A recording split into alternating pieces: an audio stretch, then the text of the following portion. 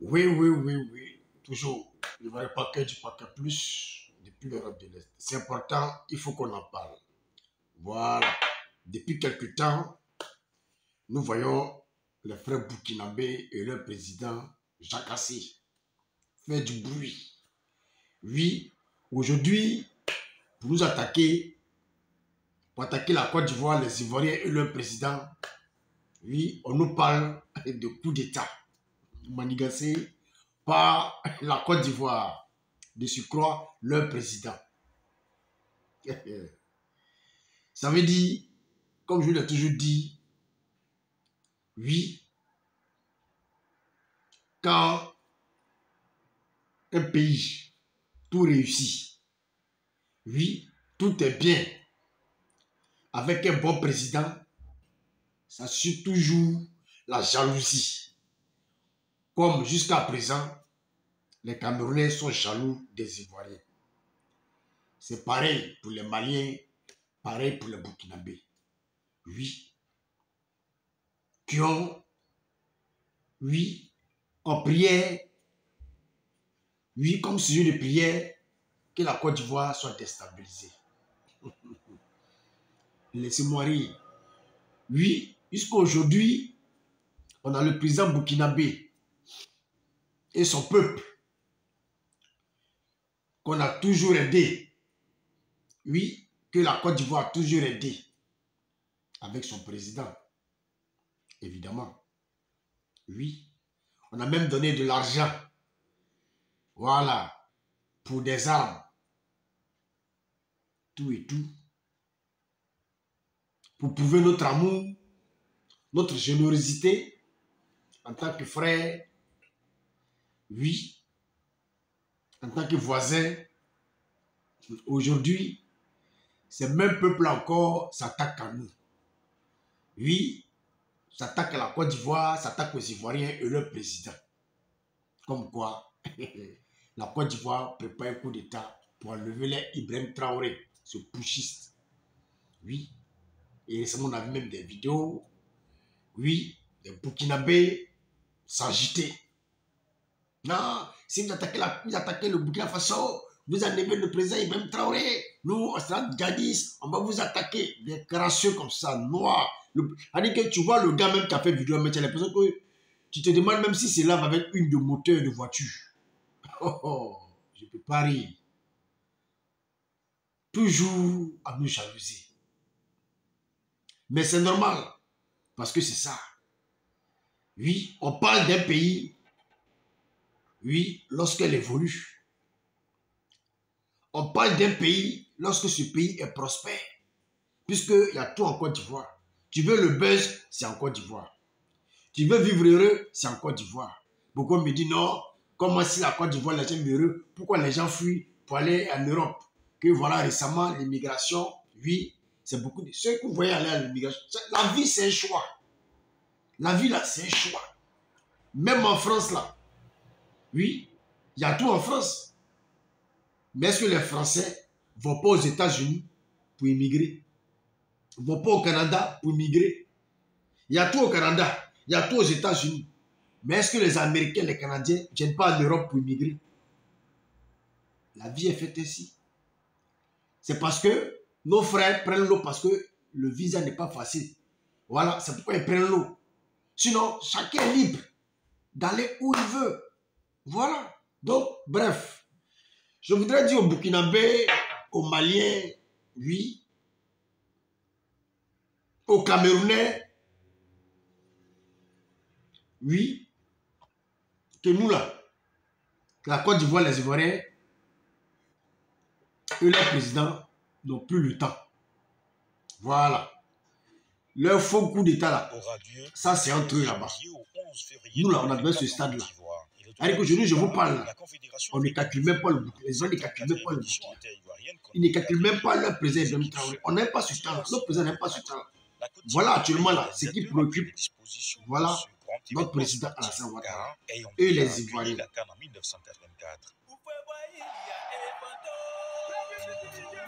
l'unité africaine. Ce magnifique.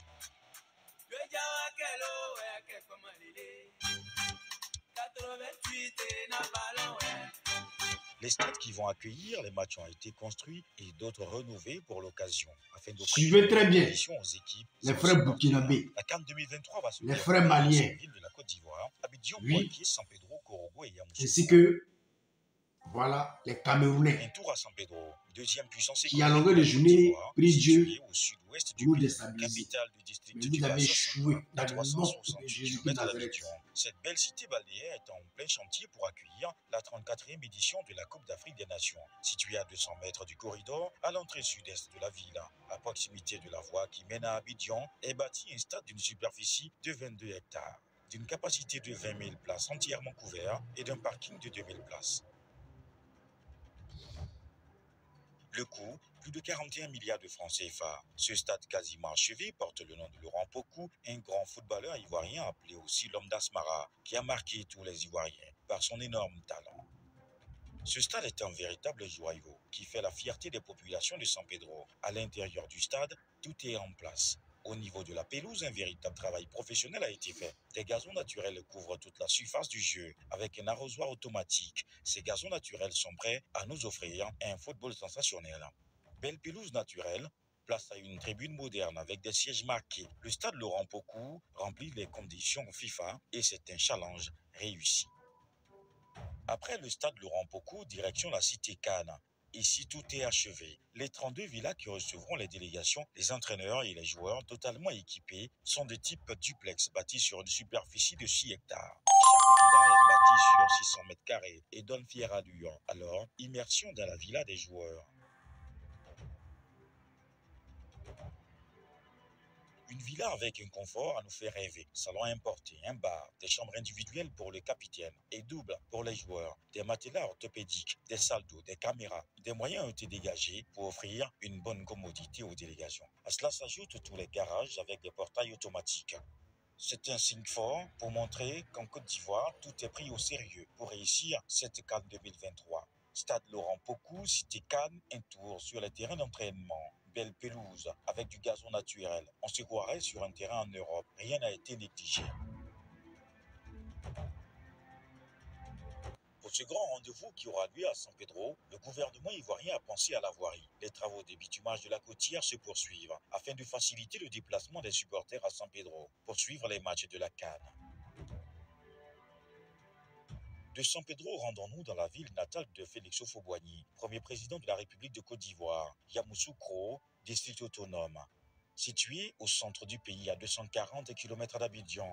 Dans cette belle ville, connue pour ses grandes réalisations telles que la basilique, l'hôtel du Parlement, l'INP, l'hôtel président, bref, Yamoussoukro a aussi son stade qui va abriter la CAN 2023. Le stade de Yamoussoukro, appelé stade de Charles Konan Banny, d'une capacité de 20 000 places assises, est totalement achevé et homologué. D'une superficie de 24,66 hectares et d'un investissement de 47 milliards de francs CFA, le stade de Yamoussoukro, dont les travaux ont démarré en octobre 2018, est doté d'une pelouse avec des gazons naturels, d'un système d'arrosage ultramoderne. Répondant aux normes internationales, ce nouveau stade offre les meilleures conditions aux équipes et aux supporters. Visite guidée avec le chef de mission BNET.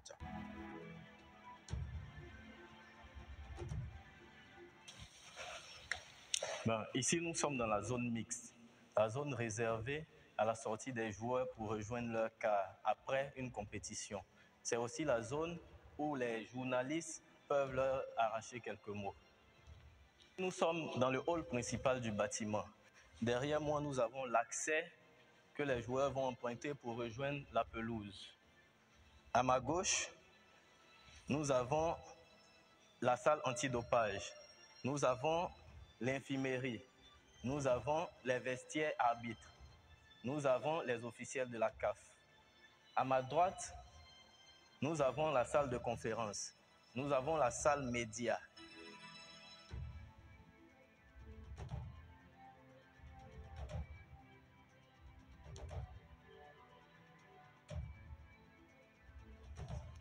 Nous avons des salles de réunion.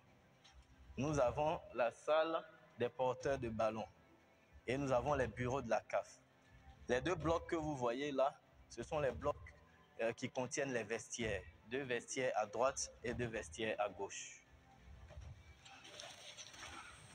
Pour accéder au niveau supérieur, le stade est muni de 2 ascenseurs, un réservé entièrement à la presse et l'autre réservé aux VIP et aux VVIP.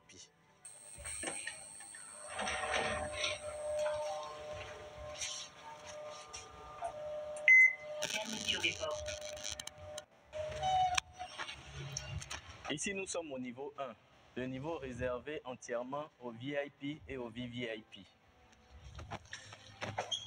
Ici, nous sommes dans le premier salon VIP. Le stade est muni de 2 salons VIP et de 1 salon VVIP, réservé pour les officiels.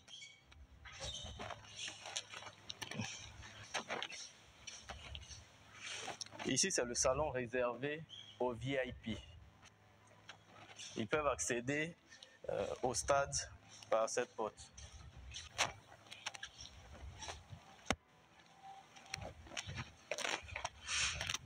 Nous sommes dans la tribune réservée aux VIP. Vous voyez la qualité des chaises, c'est suivant les normes internationales. Après le match ou pendant la mi-temps, ils peuvent accéder à leur salon pour prendre un café.